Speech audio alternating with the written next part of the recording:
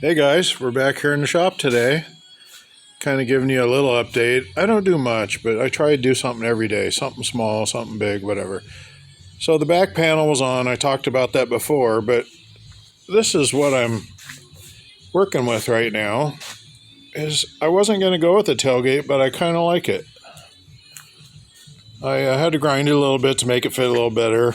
And the back of the body here is pretty warped, and I didn't want to get into cutting fiberglass trying to straighten it out. This isn't like a, you know, that kind of car. So, but I'm kind of liking it on there, and it's nice and simple. I could put a fastener in there on each end, and it'd be nice and secure.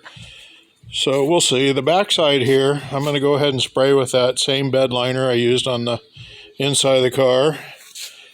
And then the panel I put on in the back, same thing. I'm going to pull that off. Just, great thing about those fasteners, you just turn them a quarter turn and take it off, and, it works out real good. And I talked about switches. That's kind of what I did now. It's kind of, not the best really, probably, but I got a fan switch. I got an alternator disconnect switch.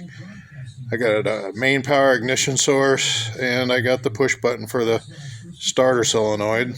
I'm definitely going to get a couple gauges in there at the very least.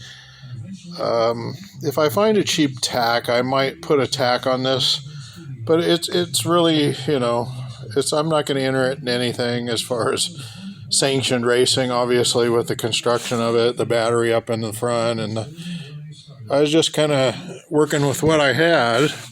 Not a huge T-bucket guy. I'd, give me a Chevelle or 69 Camaro or a Mopar, and I'm kind of fine with that. But I kind of took what I got from my brother-in-law and his project, and I'm trying to move it forward and put my spin on it, with the full cage and upgrading some of the suspension components. And definitely the engine I swapped out, and but I did keep some things of the car. So, but that's where we're at right now.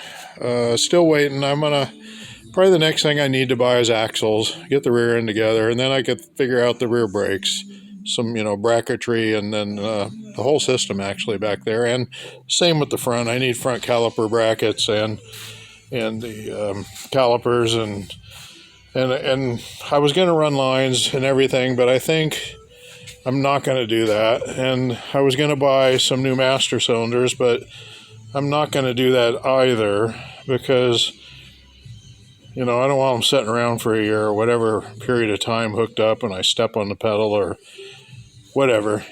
They're just a bolt-on part. I'm trying to do the best I can, but I think axles, bearings, seals, that's the next. Get that buttoned up, get some oil in there. And even running the car on the rack and going through the gears without rear brakes is kind of not the best, but I might attempt that as soon as I get a fuel system. So I'll get some fuel line in the car, a filter, probably an electric low pressure pump, and wire that in, and it is what it is. I would put a manual or a mechanical fuel pump in down here. That's what I know. That's what I've always run. And I've looked into smaller mini pumps because it hits the frame right there, the chassis. So I don't know. Maybe I'll look a little more into that. That would be easier. And then I just run a line to the back with a filter on it. But I don't know. We'll just keep going at it and do the best we can. It's a lot of fun, though, just toying around with this thing. So see you guys.